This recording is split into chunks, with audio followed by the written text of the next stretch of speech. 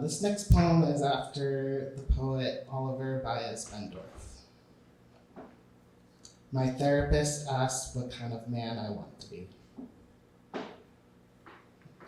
I want to be the kind of man who lays his body down in the middle of a roadway between here and there, allowing his bones to break if it means he can pick up the splinters and scatter them like confetti into yellow dotted lines, running parallel, never touching, always staying close to his center without spiraling out of control in a violent sea of anger.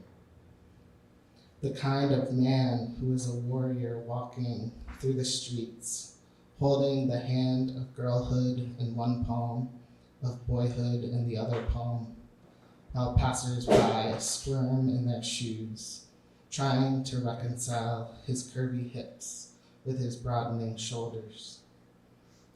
Who turns around smiling, waving his finger still dripping with his menstrual blood. The kind of man who forgets himself in the deep blue of his love, where swimming is surrendering beneath their crested waves. Who loses himself back when he takes a step back in a room full of swallowed tyrannies and passes the mic around because he worships their voice too, and theirs, and theirs, and theirs.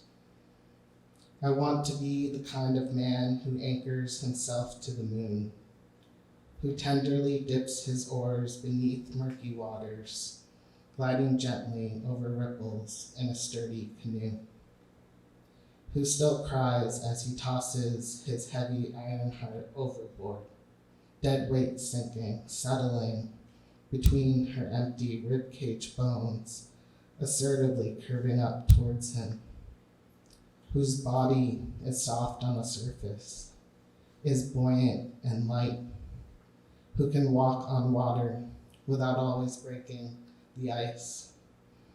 I want to be the kind of man who is not a man at all, but a drifter in a world not fashioned for his body.